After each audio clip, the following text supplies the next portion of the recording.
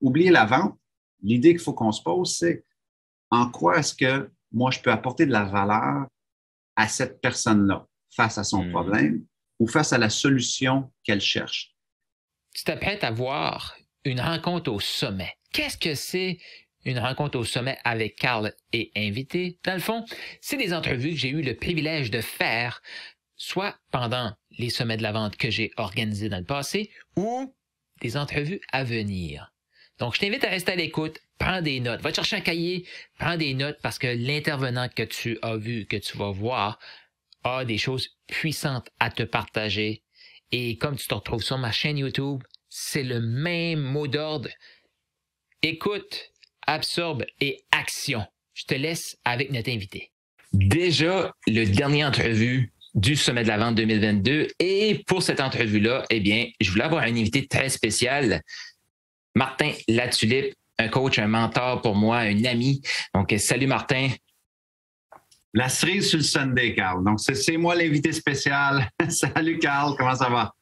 Ça va très bien. Effectivement, quand on organise un événement, c'est important d'avoir une carte secrète, même si tu étais partout dans la publicité, mais on te garde pour la fin. On va passer un beau moment ensemble. Puis, tu sais, on se connaît depuis quand même plusieurs années. Ouais. Les premières rencontres qu'on a eues, je ne sais pas si tu t'en souviens. Probablement tu t'en souviens pas, mais je t'avais vu à l'université en conférence, mais on s'est connus plus pendant le Tour de l'Espoir. J'adore l'humain que tu es, tu m'inspires beaucoup et c'est pour ça que je voulais terminer ce sommet-là avec toi. Merci, c'est réciproque, mon frère. J'espère qu'on va apporter énormément de valeur. Je vais essayer d'être à la hauteur de toute cette belle mise en bouche-là. Donc, let's rock and roll. Yes. Aujourd'hui, ce que je voulais qu'on discute ensemble,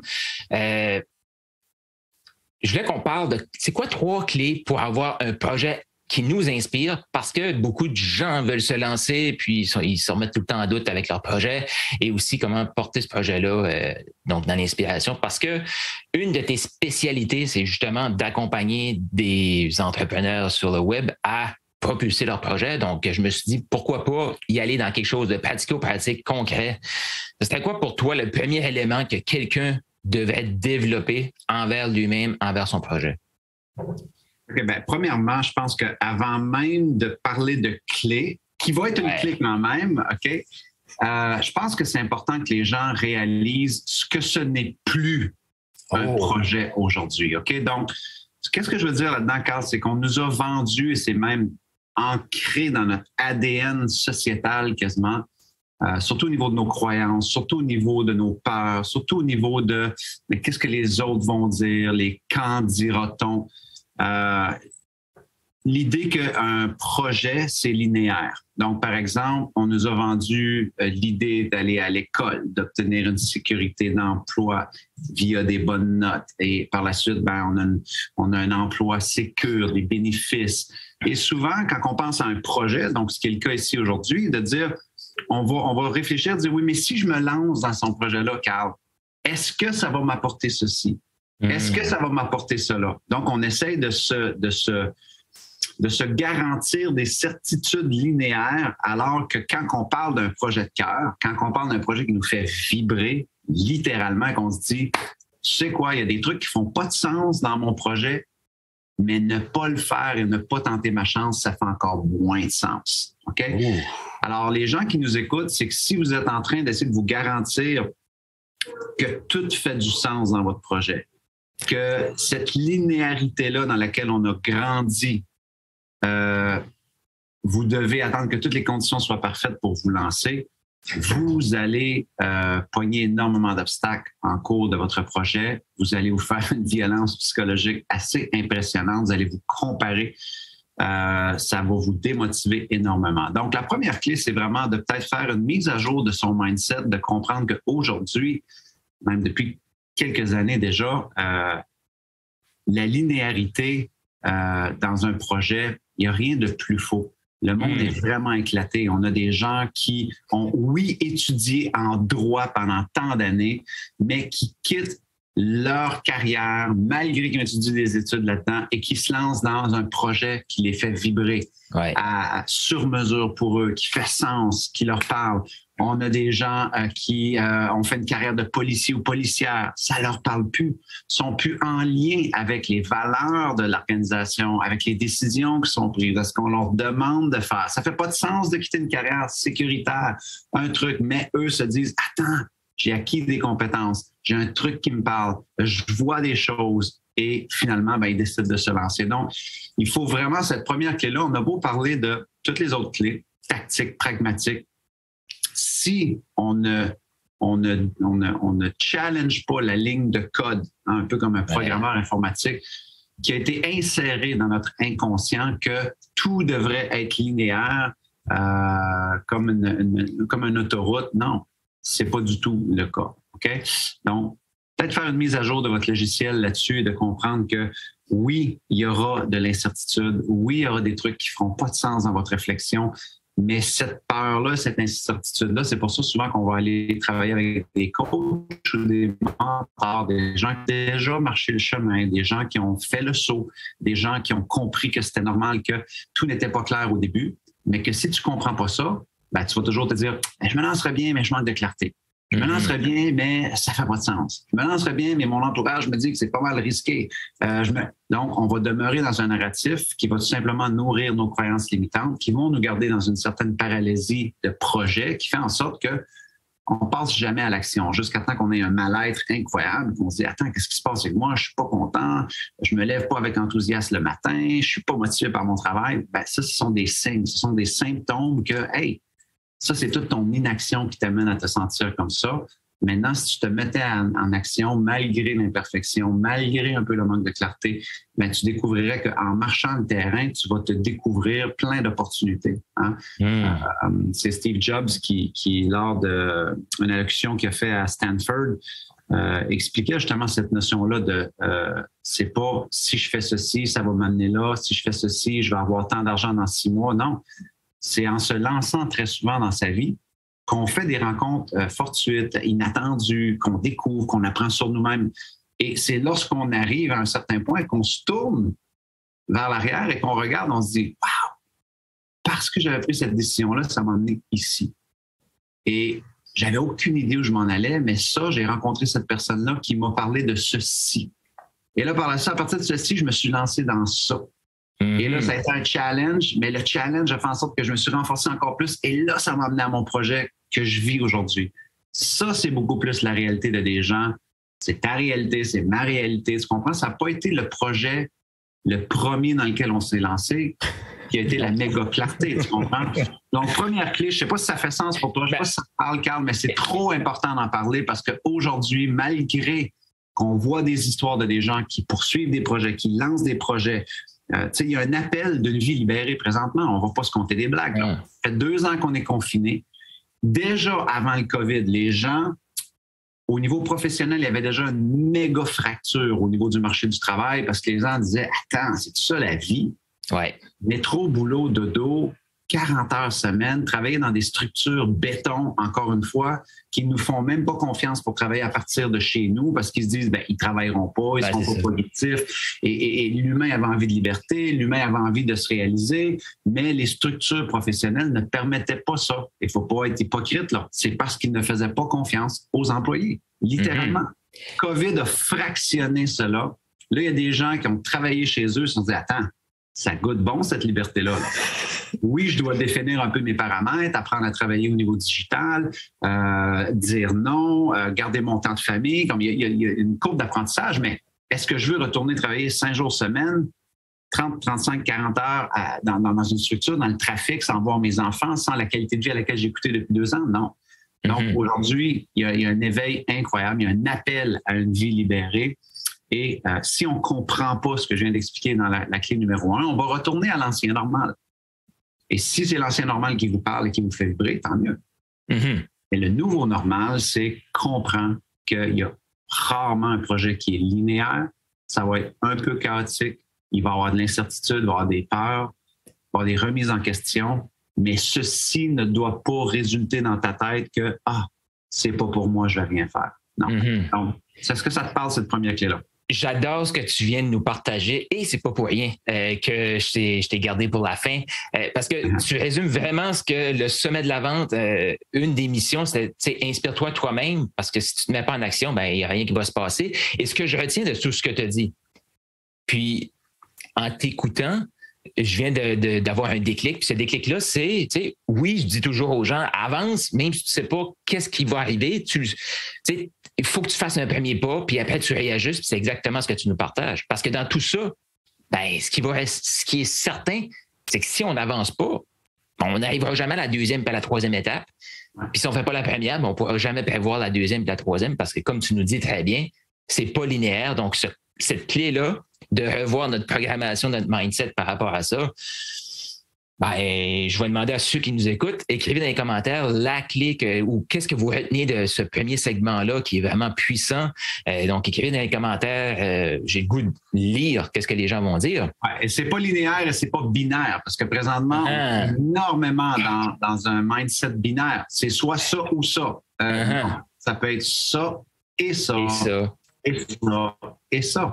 Il peut y avoir une amalgamation de compétences, de passion. Donc, faites attention dans cette mentalité-là, linéaire, binaire. Le monde est constitué de nuances. Il faut mettre les choses dans leur contexte et est-ce que le contexte dans lequel vous évoluez présentement vous rend heureux? C'est vraiment ça la question ultime. Mm-hmm. Oui, parfait. Plus de cela, s'il te plaît, univers.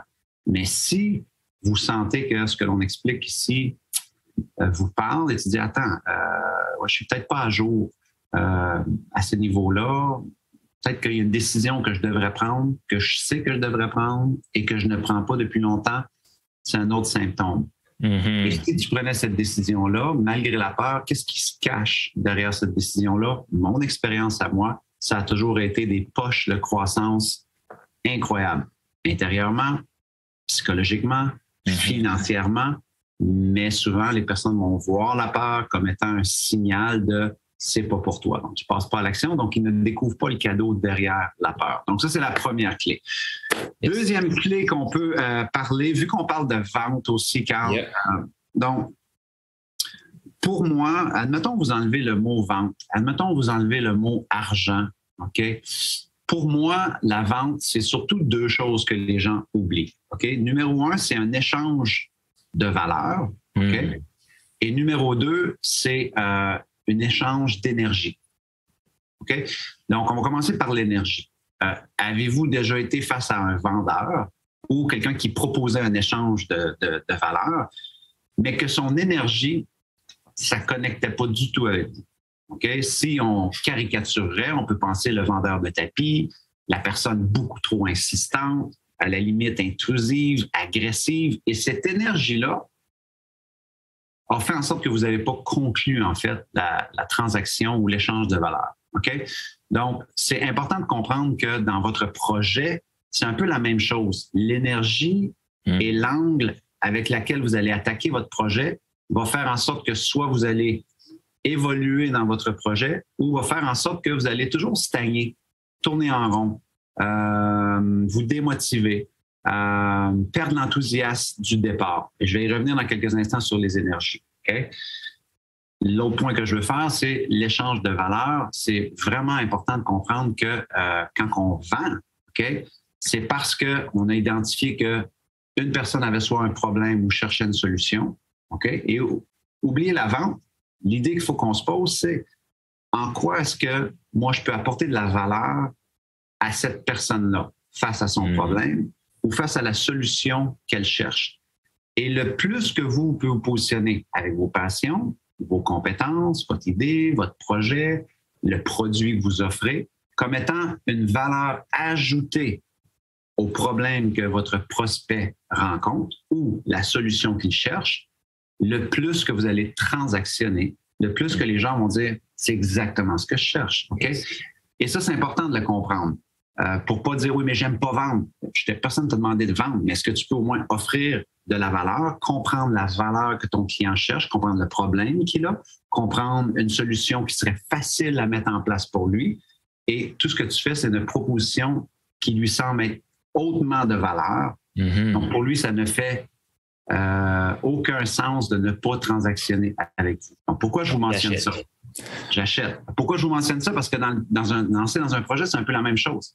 Le projet dans lequel vous allez vous lancer, OK? C'est important qu'il soit dans votre signature énergique, mais c'est important aussi que ça vous apporte de la valeur, mais que ça apporte de la valeur aux gens que vous allez vouloir peut-être fédérer autour de votre projet. OK? Une façon rapide de peut-être évaluer cela, et ça c'est la clé pour ceux qui veulent prendre des notes. Donc, c'est un contenu que j'ai déjà couvert, mais je vous pour ceux qui ne me suivent pas, parce qu'il y a plein de gens qui ne me connaissent pas, je vous le fais rapidement juste pour que vous puissiez peut-être voir, analyser, vous, c'est quoi vos énergies de la réussite ou c'est quoi les énergies à travers lesquelles vous pouvez le plus apporter de valeur. OK? Donc, quand on se lance dans un projet, il y a en général 6 valeurs énergiques que l'on peut reconnaître chez des individus qui vont porter des projets. OK? Donc, numéro 1, c'est l'énergie de la puissance personnelle. OK? Ça veut dire que vous êtes une personne qui, lorsque vous êtes en posture d'influencer, de transformer des gens, de convaincre des gens, et que ça vous met en confiance parce qu'ils écoutent vos propos, vous avez la chance de leur faire peut-être changer d'opinion, changer de point de vue, leur faire prendre de la hauteur. Toute cette notion-là que vous utilisez votre savoir-faire, votre savoir-être, et ça permet aux gens de se transformer, de comprendre des choses, ce qu'on appelle la puissance personnelle, ça vous allume, ça vous fait vibrer. Ça veut dire que vous devez vous lancer dans des projets où vous allez avoir cette posture-là le plus possible. Par exemple, une personne qui aurait la puissance personnelle, mais qui ne serait jamais en contact avec personne, qui n'aurait jamais la chance d'influencer les gens, de les transformer, de les mentorer, de les coacher, cette personne-là s'éteindrait énormément, même si le projet lui promettrait beaucoup de sous, parce que l'énergie de la puissance personnelle ne serait pas là. Okay? Donc ça, c'est une première énergie qu'on peut dire, est-ce que j'ai cela? Est-ce que quand je suis dans cette posture-là, je suis allumé et j'ai l'impression que je suis heureux. Okay? Deuxième énergie que l'on voit beaucoup, et là, attention, c'est super important de ne pas la juger, c'est l'énergie du succès ou l'énergie de la quête. Okay? On a fait l'apologie du succès depuis des décennies que réussir, il faut travailler, il faut en baver, faut faire des sacrifices, faut faire des efforts, il faut être déterminé. Donc, toute cette notion-là de la quête, vouloir réussir, vouloir se prouver, vouloir prouver aux autres, vouloir être valorisé dans ce qu'on fait, reconnu, ça peut paraître négatif, mais c'est une vraie grosse énergie de la réussite. Moi, pendant des années, absolument aucune culpabilité là-dedans, c'était mon moteur. Et beaucoup d'entrepreneurs, c'est leur moteur de réussite au début. OK? Pourquoi? Parce que souvent, dans les entrepreneurs, c'est très connu. Ce sont des gens qui soit se sont fait intimider quand ils étaient jeunes, se sont fait ridiculiser. À l'école, ils faisaient pas bien. Donc, ils cherchaient une autre façon de se faire approuver, de se faire valider. Ils se sont fait dire qu'ils feraient rien de leur vie ou ils ont échoué à l'école. Donc, ils veulent montrer au monde que c'est possible. Donc, est-ce qu'on va carburer à cette énergie-là toute une vie? Il y a des gens qui le font. OK? Mais moi, j'ai peut-être fait au moins solidement 10 ans sur cette énergie-là et c'était l'énergie du moment. J'avais besoin de me prouver et c'est cette énergie-là qui faisait en sorte que des gens étaient attirés vers moi parce qu'eux aussi avaient quelque chose à prouver. Et là, attention, pas dans le sens de l'ego, mais dans le sens de dire « Wow, j'aime sa drive, j'aime sa détermination ». Et si vous avez besoin de cette énergie-là présentement, dites quoi? Moi aussi, je suis tanné de vivre comme que je vis, puis je vais prouver au monde que moi aussi, je peux réussir, puis moi, je peux avoir mon projet. Et c'est OK. Dans 5 ans, ça sera peut-être d'autres choses, mais c'est important d'être surtout à l'écoute de ces énergies de projet. OK? Pourquoi qu'on le fait? Une autre énergie qu'on voit souvent, c'est celle de l'intimité. Donc, ce sont des gens qui ont besoin de projets à taille humaine. Garder l'humain au centre de la démarche, tout le sens de la famille, de travailler en équipe, d'avoir de l'accompagnement plus 1 à 1. S'ils sont dans un gros groupe, une grosse masse, ils vont se perdre, ils déconnectent. Okay? Donc, l'énergie de l'intimité. Il y a plein de gens souvent qui se lancent dans l'émotion vers un regroupement de masse ou quoi que ce soit, mais parce qu'ils se perdent dans la foule et parce qu'ils n'ont pas ce contact-là intime qui est tellement important pour eux, se perdent dans leur projet. OK? Donc, l'intimité est importante. Le 4e, plaisir. OK? Tout ce qui est créativité, tout ce qui est innovation, tout ce qui est s'amuser, rire, pas se prendre au sérieux, se poser la question, qu'est-ce qui est plaisant là-dedans? Et c'est important, Carl, par exemple, quelqu'un qui a un projet ici et qui se dit, OK, moi, l'énergie du plaisir, c'est tellement central, c'est important. Et que là, il se lance dans un projet parce qu'il a entendu dire qu'il y avait une opportunité de bien faire financièrement. qui allait vraiment cartonner, qui allait faire de l'argent. Okay? Et il se lance dans ce projet-là, mais sans l'énergie du plaisir.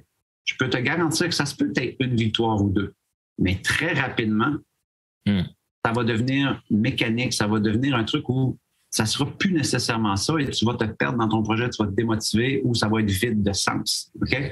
Alors, il faut toujours se garder parce que l'idée ici, c'est de voir c'est quoi mes top 3 énergies à peu près auxquelles je vibre et d'essayer de voir dans nos projets passés, quand j'étais dans telle situation, est-ce que j'étais heureux? Est-ce que j'avais l'impression que le temps passait rapidement? Est-ce que je voulais en apprendre encore plus? Ce sont souvent des indicateurs que quand je suis dans cette énergie-là, si ceci se passe, je suis dans le flow, le temps passe vite, je veux en connaître encore plus, je suis curieux.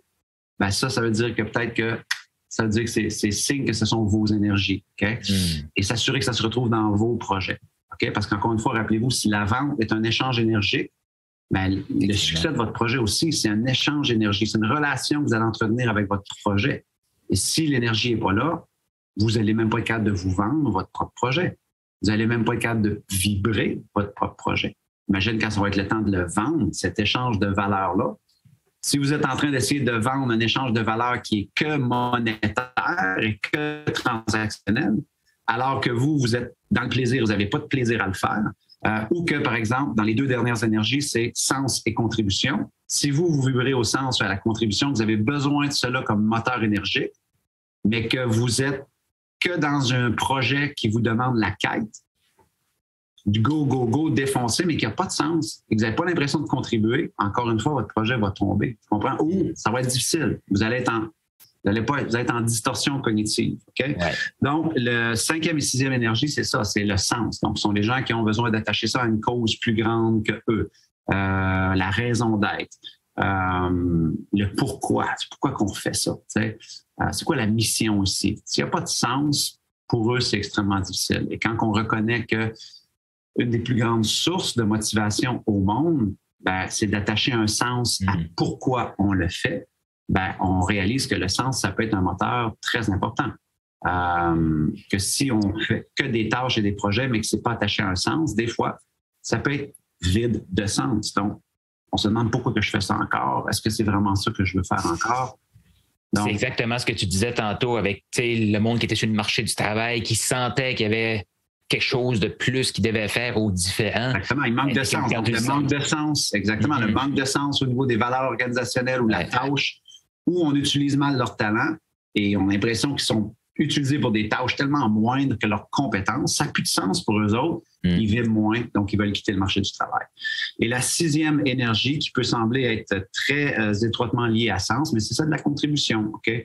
Donc, contribution sont souvent des gens qui vont vibrer beaucoup à la compassion, à l'empathie, à faire une différence, à bâtir un monde meilleur. Ça va aider qui, ça? Ça aide les gens comment? Pourquoi c'est important, encore une fois. Donc, c'est un peu comme si le sens, ça nous est très personnel. C'est seulement nous qui pouvons attacher un sens à notre tâche. Oui, l'organisation peut en attacher une, mais si tu en attaches une, toi, encore plus importante, qui, toi, t'interpelle, ton énergie du sens va être énorme. Mais contribution, là, c'est là qu'on a un peu plus l'effet ondulatoire. Ça veut dire que ce que je fais, voici toute la différence que ça fait. Ce que je fais, voici la contribution que ça apporte.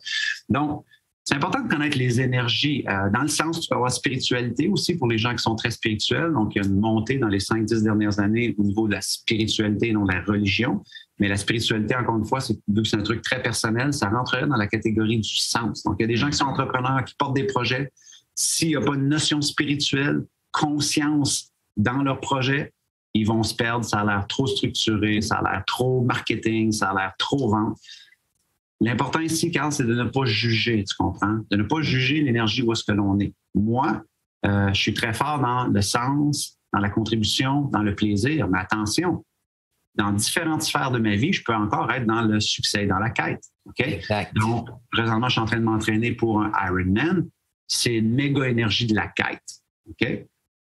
Mais c'est aussi une méga énergie de sens. Parce que mon entraînement Ironman est attaché à un sens que je vais m'assurer ou mettre toutes les chances de mon côté de voir le mariage de mes enfants.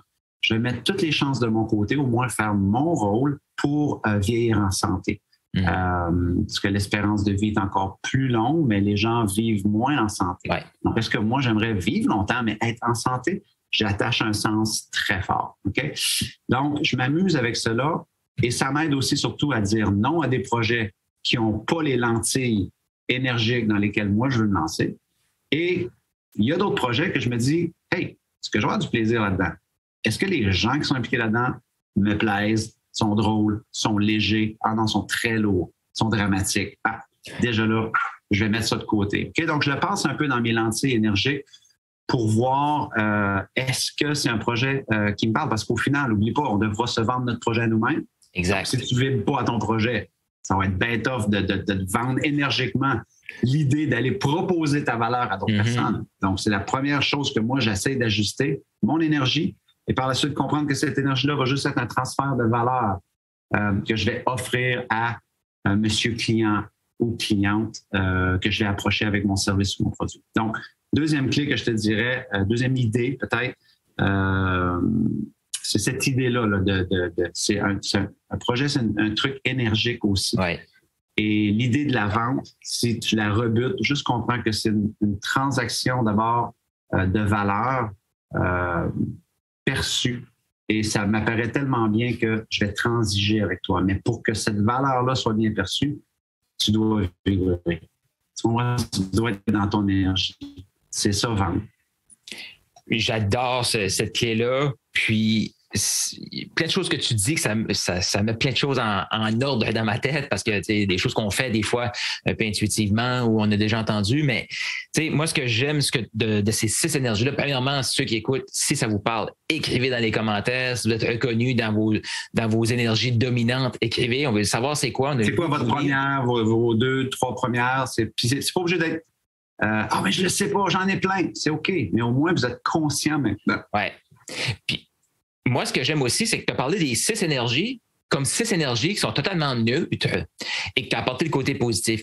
Puis là, je veux pas, je lis cette énergie de quête et de succès et je le sais que ça a été encore un moteur quand même assez important, mais de faire un peu, comme tu le disais, c'est pas négatif, juste de faire la paix avec puis de dire, hey, c'est là, je vais l'utiliser pour me propulser parce que, dans le fond, je suis là pour m'inspirer moi puis inspirer le monde autour de moi. Donc, pourquoi pas l'utiliser pour se propulser? Fait que j'aime vraiment cette analogie-là et de se questionner à savoir, OK, est-ce que ça a du sens? Est-ce que ça contribue? Puis se connaître nous-mêmes, c'est quoi nos valeurs? Puis c'est pour ça que ça va être aligné ou ça ne l'est pas. Parce que là, on utilise l'exemple du succès ou de la quête comme que ça peut être négatif, mais il faut vraiment regarder que chacune peut être négative. Donc, par exemple, si je suis très fort dans l'énergie du sens, okay? Mais que mon entourage me dit, tu ne feras pas d'argent avec ça, là, ça ne fait pas de sens. Là. Où est-ce que tu t'en vas avec ça? Mais nous, ça nous fait vibrer. Là. On se dit, il y a de quoi là? Il y a quelque chose là. Mais qu'on écoute le bruit extérieur, que ça ne fait pas de sens. Mais nous, on sait que ne pas le faire, ça fait encore moins de sens. Ça prend courage pour écouter sa lentille énergique de dire, je vais aller explorer qu'est-ce qu'il y a là-dedans quand même. Des gens qui peuvent être dans la contribution. Encore une fois, il y a plein de gens qui vont dire comme ça ne changera pas le monde, pourquoi tu ferais ça? Voyons, ça n'a pas rapport. Mais toi, tu carbures à ça, tu sais que ça serait ton truc, que tu serais branché quasiment sur 220 en faisant ça, mais que tu te dis, c'est vrai, je ne vais pas changer le monde, donc je vais rester à faire ce que je fais. OK? Donc, autant quelque chose qui peut nous apparaître beaucoup plus noble comme énergie, il peut aussi avoir un côté négatif si on ne s'autorise pas à marcher son énergie. Puis, quand tu parles de contribution puissance, une autre chose qu'on entend souvent comme négativement, c'est si je contribue, parce que c'est facile, parce que c'est un don, je ne devrais pas me faire payer pour ça. Et là, on vient, je vais dire, taire notre lumière parce que si on est en stress financier et tout, on ne rend pas service à personne. J'aime ça aussi que toutes les énergies peuvent être positives, négatives. C'est à nous de faire le travail de la mettre positivement. Exactement. Donc, ça, c'est les 2 premières clés que j'avais pour toi. Donc, la troisième que tu aurais pour nous, là. Écoute, moi, je suis un gars de 2 clés. J'en ai juste 2. Donc, on reste là. La conversation. mais mettons qu'il y en a une troisième. Ça pourrait être quoi?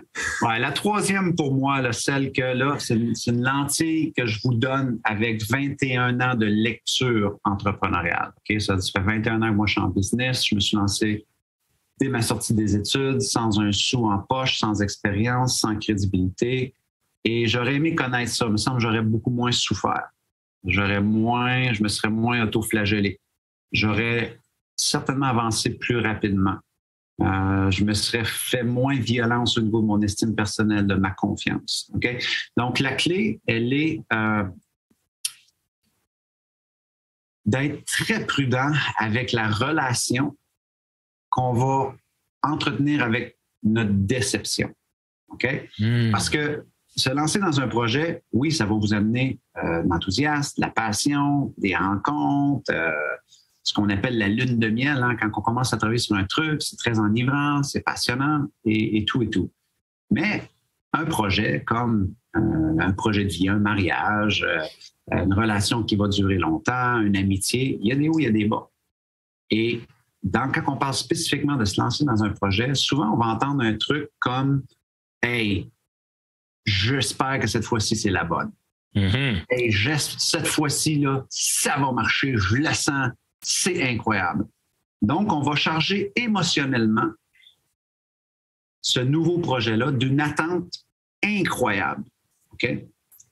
Ce que les gens doivent comprendre, énergiquement et psychologiquement encore, c'est qu'avec une surcharge émotionnelle bourrée d'attente sur cette nouvelle tentative-là, OK, vous chargez aussi émotionnellement sa contrepartie que dès que ça ne va pas répondre à vos attentes surchargées et que vous allez vivre une déception, automatiquement, vous allez retourner dans votre entrepôt du passé, donc vos tentatives infructueuses du passé ou les gens qui vous ont dit de ne pas vous lancer. Automatiquement, quand vous allez avoir une déception ou un truc qui n'est pas à la hauteur de vos attentes, rapidement, ça va être encore une autre affaire que je me suis lancé dedans et je n'ai pas fait. Encore, j'aurais dû écouter mon entourage, je savais que ce n'était pas pour moi. Puis, voyons donc, tu sais. Et là, on retourne dans la déception. Comme si on ne s'accordait pas la chance de dire que c'était tout à fait normal d'avoir des détours, des reculs, des trucs qui ne fonctionnent pas aussi vite qu'on aurait voulu que ça fonctionne. Et l'idée ici de la relation qu'on entretient avec notre déception, avec les hauts et les bas de notre projet, c'est OK d'avoir une extrémité, de dire « Wow! » Et c'est important de connaître la déception. L'idée ici, c'est de trouver son juste milieu, de comprendre que tout ça fait juste partie de la game. Okay? Si vous vous lancez dans un projet et que vous avez peur que votre entourage vienne vous voir pour vous dire « Hey, quand est-ce que tu vas faire de l'argent avec ça? » Parce que c'est une émotion contrepartie. Ouais. Parce que lorsque vous êtes lancé, tu as dit « Hey, ça va marcher, c'est incroyable, j'ai parlé à Carl, on va faire de l'argent ou tel projet X, Y, Z. » Il y a des gens qui vont vous attendre avec un questionnement qui est complètement à l'opposé, qui va vous confronter à vos anciennes valeurs, qui va vous confronter à l'opposé de cette image-là que vous avez dit à votre entourage ou l'émotion que vous avez démontrée au début. Et ça va venir vous challenger énormément. C'est important de le sentir, ça. Mais de comprendre que tout ça, c'est tout à fait normal. C'est OK que ton entourage te dise c'est quand tu vas faire de l'argent avec ça. Ça leur appartient. Ça en révèle beaucoup plus sur leurs croyances limitantes que sur vous-même. Ça ne devrait pas venir vous atterrer dans l'opposé complètement. C'est OK de des gens qui vont vous dire « Hey, où est-ce que tu t'en vas avec ça? T'es sûr que ça va marcher? Voyons donc. » Et que là, ça vous amène complètement à l'opposé, ça vous démotive. Non, c'est normal. C'est pas parce que les autres n'ont pas de projet ou qui questionnent votre projet que ça en dit sur votre valeur ou votre potentiel ou sur vos possibilités. C'est leur questionnement. C'est leur doute à eux. Comprenez? Mais si on n'est que chargé de cette fois-ci, ma vie va changer, que je comprends, parce que je l'ai fait souvent, mais à chaque fois que moi, j'étais dans cette énergie-là, de dire cette fois-ci, ça va changer ma vie, ce meeting-là, je mettais tellement sur un piédestal ce nouveau projet-là, cette nouvelle possibilité-là, que dès qu'il arrivait un truc, je rebalançais complètement dans c'est pas pour moi, mais, au moins j'ai essayé, mais je me mettais dans une énergie très négative. Alors aujourd'hui, je comprends très bien que quand je me lance dans un nouveau projet, je suis excité, mais je me dis, hey, ce sera ce que ce sera. Okay? Qu'est-ce que mon coach me demande de faire? Qu'est-ce que mon mentor me demande de faire? Qu'est-ce que je peux apprendre? Qu'est-ce que je peux contrôler? Et qu'est-ce que je ne peux pas contrôler? Okay? Je ne peux pas contrôler ce que les gens vont dire de moi. Je ne peux pas contrôler la vitesse avec laquelle je vais faire des entrées d'argent.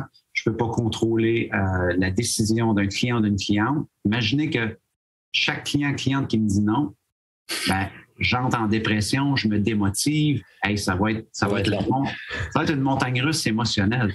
Donc, il faut comprendre que ça prend énormément de vigilance sur la relation qu'on entretient avec notre déception, sur la relation qu'on entretient avec les échecs, sur la relation qu'on entretient sur ce que les autres peuvent bien penser de nous.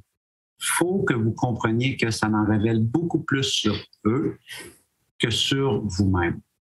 Et c'est très dangereux et malsain que si, à un moment donné, tout ce qui se passe à l'extérieur, sur lequel vous n'avez aucun contrôle, vous le voyez comme un miroir qui dit « c'est pas pour toi » ou « tu n'aurais pas dû te lancer là-dedans » ou « t'es pas bonne » ou « t'es pas assez » ou « tu te compares tout le temps », ça va être extrêmement, extrêmement long. Donc, essayez de voir justement comment vous pouvez plus vous concentrer sur ce que vous contrôlez, OK? Vos pensées, vos émotions, vos actions, OK? Donc, quand quelqu'un va te dire quelque chose, peut-être que tu auras une pensée négative par rapport à ça, mais attention à l'émotion, dire « OK, attends, je me sens comment? Ben, je me sens incompris, je me sens pas soutenu par cette personne-là, ça me frustre. OK, tu es frustré, tu es déçu, tu es frustré, good. Si cette émotion-là que tu sens était un message que la vie t'envoyait pour changer pour le mieux, qu'est-ce que ce serait, ce message-là? Peut-être que ce serait arrête d'écouter les gens de ton entourage qui ne te soutiennent pas. Arrête d'accorder autant d'importance à des gens que tu ne connais pas sur les médias sociaux pour qu'ils te critiquent. Good. Prochaine action, ça serait quoi? Continue à faire ton travail, continue à te pratiquer, développer tes compétences, faire tes rencontres clients, faire tes appels. Ça, tu contrôles ça, ces actions-là. Okay? Donc, c'est toujours pour moi de voir dans cette extrémité-là de l'enthousiasme de se lancer dans un nouveau projet, parfait. Mais je sais aussi que ça va générer une tonne de pensées, une tonne d'émotions et une tonne de possibilités d'action.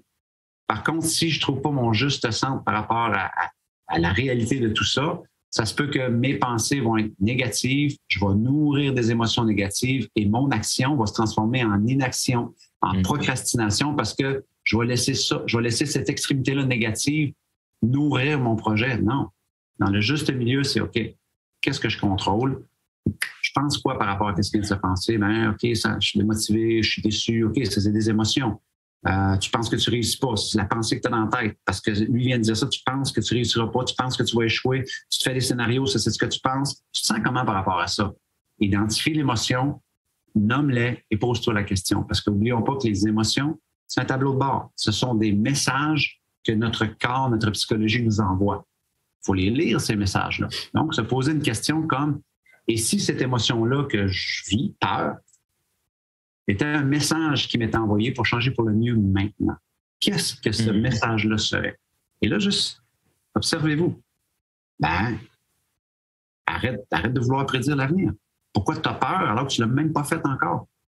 Fais-toi confiance. Peut-être que ça pourrait être ça le message. OK, prochaine action. Je vais faire une action imparfaite, j'y vais quand même, peu importe ce que le monde va penser. Ah, là, tu es dans le contrôler les contrôlables.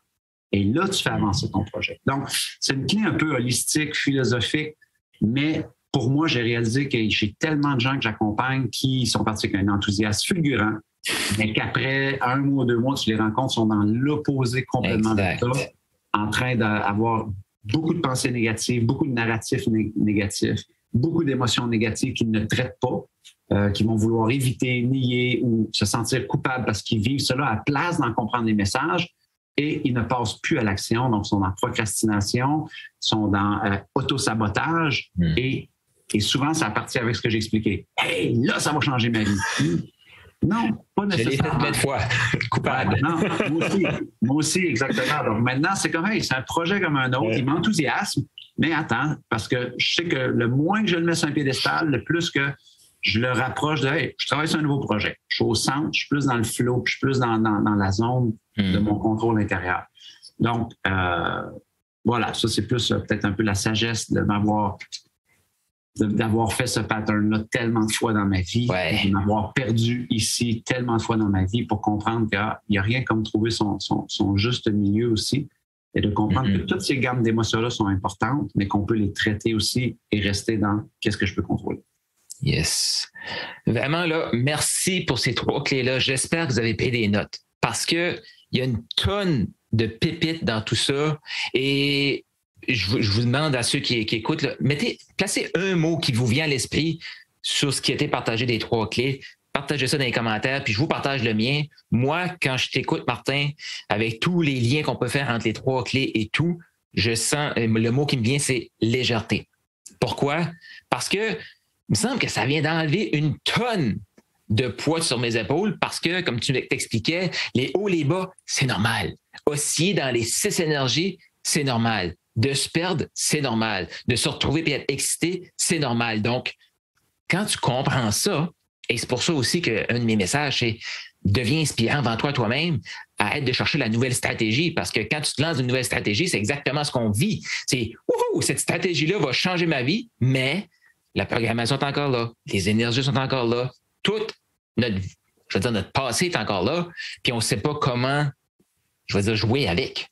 Donc, d'avoir la chance de t'entendre, le privilège de t'entendre là-dessus, puis de vraiment de comprendre aussi que c'est normal, puis qu'on peut se laisser guider puis jouer dans tout ça, ben c'est le mot qui me vient, c'est légèreté. Cool. Ben écoute, j'espère que j'aurai été une bonne cerise sur le gâteau en fin de ce sommet-là.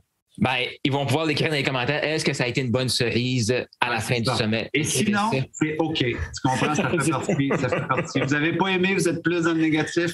Hey, moi, je reste dans mon juste milieu, c'est parfait. Excellent.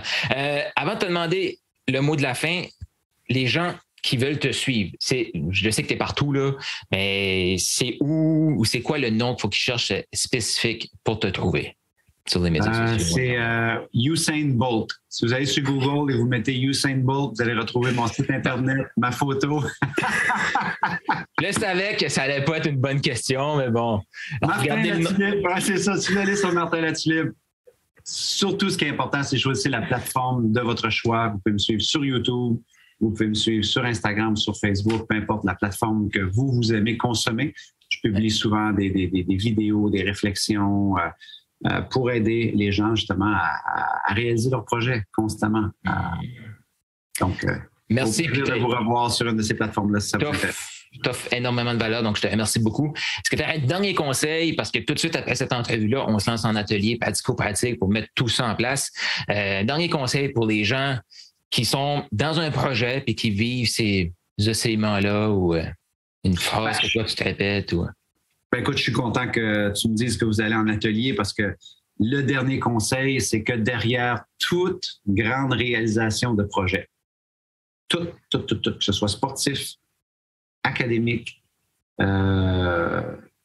artistique, peu importe ce que c'est, financier, entrepreneurial, tout ce que vous voyez des gens qui réalisent des grands projets, c'est appuyé par des compétences. Et des compétences, ça se développe. C'est-à-dire que la pire chose que vous pouvez faire maintenant, c'est de dire « Oui, mais moi, je ne sais pas comment faire ça encore. » Encore. « Oui, mais moi, je ne suis pas bonne là-dedans. » Pour l'instant.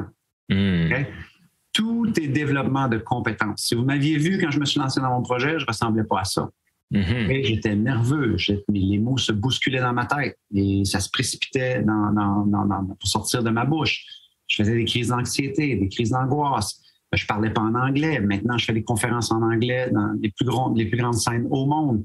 Je jouais pas de guitare. Maintenant, je chante devant les foules. Mais j'ai développé des compétences. Il faut se poser la question, quelles compétences dois-je développer pour lancer un projet? Peut-être un peu un esprit entrepreneurial, peut-être m'entourer de quelqu'un qui connaît la vente, peut-être faire ceci, peut-être faire cela. Ce sont des compétences. Et une compétence, ça prend aussi un peu de temps à le développer. Personne n'est devenu un virtuose du piano en 24 heures. Personne n'est devenu un virtuose du piano en 1 mois. On peut apprendre vite. Oui, si on va faire des tutos, si on a un coach, si on a un mentor, tout ça, ça nous aide. Okay?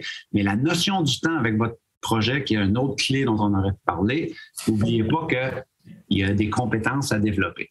Okay? Et que si vous développiez les compétences requises, et que dans 1 an, 2 ans, 3 ans, vous viviez la vie de vos rêves, est-ce que ça aurait valu la peine d'investir dans le développement de compétences? Et là, je ne parle pas d'accumulation d'informations comme on fait à l'école. Je parle d'ateliers, de compétences, de vraies tactiques. Mais là, à ce moment-là, vous êtes ailleurs complètement. Donc, encore une fois, bravo d'aller en atelier, bravo d'aller travailler sur du concret, c'est fantastique. Merci beaucoup. Martin, ça a été un plaisir de t'écouter. Laissez un commentaire, vos questions, tout ça, juste ici. Merci, Martin, pour toute la valeur que tu nous as accordée aujourd'hui. Ça me touche beaucoup. Ça fait plaisir. Bye bye tout le monde. Merci, Carl. Ciao. Et pour les autres, on se voit en atelier.